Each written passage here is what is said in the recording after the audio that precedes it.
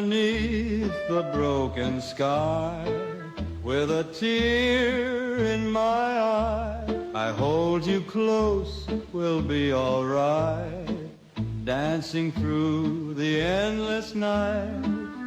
The world may crumble, the cities may fall, but here in your arms, I don't mind at all.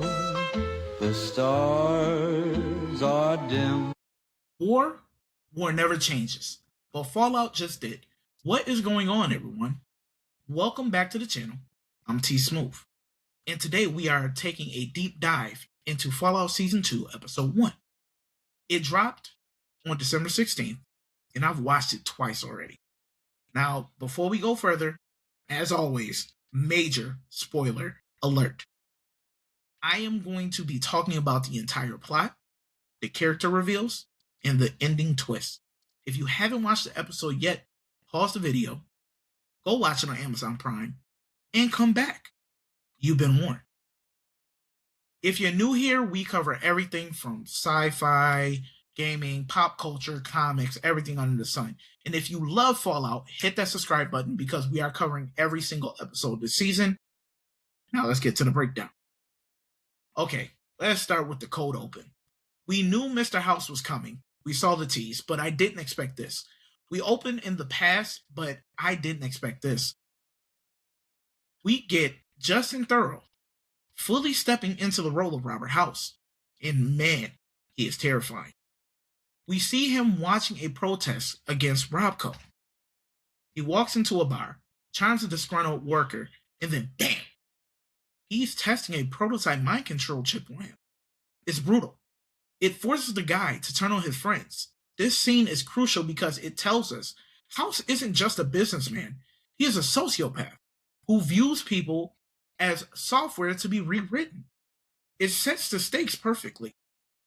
Now, we're about to cut to present day, 2297. We're in the Mojave Wasteland with Lucy and the Ghoul. The dynamic here has shifted. In Season 1, Lucy was the naive vault dweller now. She's hardened, but she still is trying to hold on to that golden rule. Do unto others as you want them to do unto you. They stumble upon Novak. Yes, that Novak. Complete with Dinky the T-Rex. Seeing that in live action gave me chills. They run into the Great Khans. For the loreheads, seeing the Khans is huge. Lucy tries to negotiate with them. High charisma build attempt, but it failed. The Ghoul just starts blasting. It's a great action sequence that reminds us the Ghoul is the weapon, Lucy is the conscience. They capture a survivor, torching him with some nasty flea soup, and get confirmation that Hank Macklin is heading for the strip. Meanwhile, back at the vault, Norm in a psychological horror film. He's trying to dismantle Bud Askin, the brain on the Roomba. Bud tries to trick Norm into a cryopod, basically trying to freeze him to shut up. It's claustrophobic and creepy. And we can't forget Maximus. He's back with the Brotherhood, but he's different. He's seen the world. An elder cleric, Quintus, is manipulating him and promising him power, but you can't tell Maximus is questioning the dogma. He's not the same loyal squire anymore. Now let's talk about what worked, because there's a lot of love here.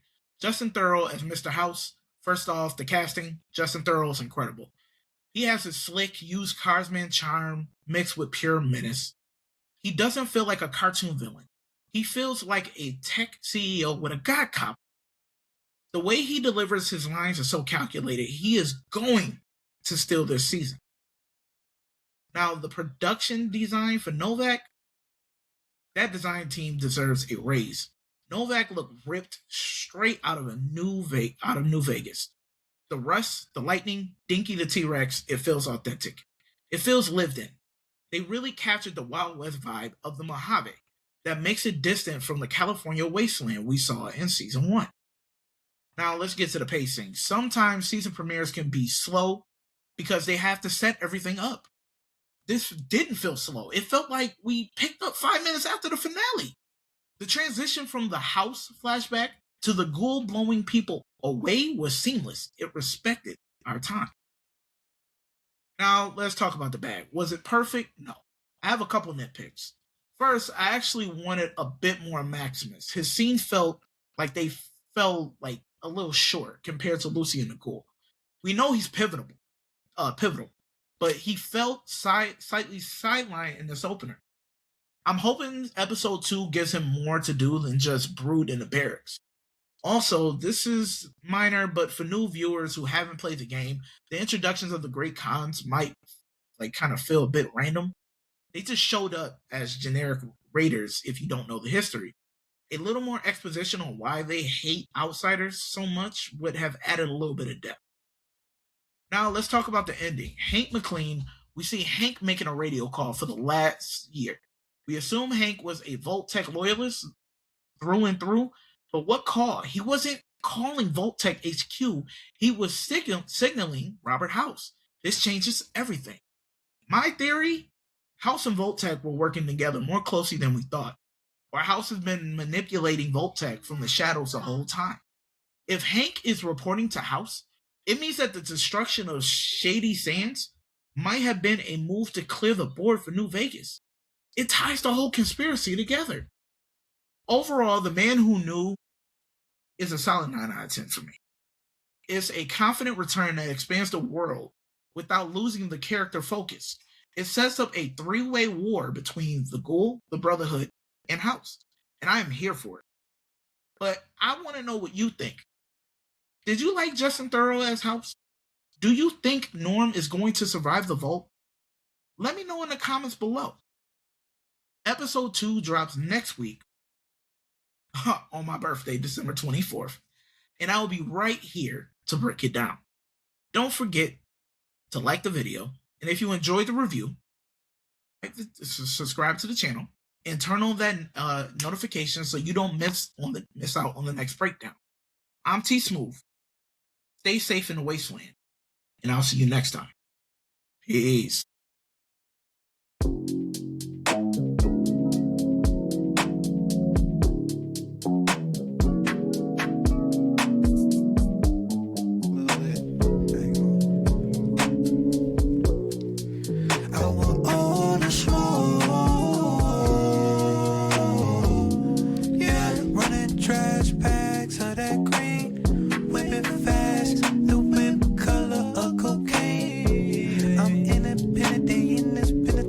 These dreams on the road to riches, focus on the ticket back to my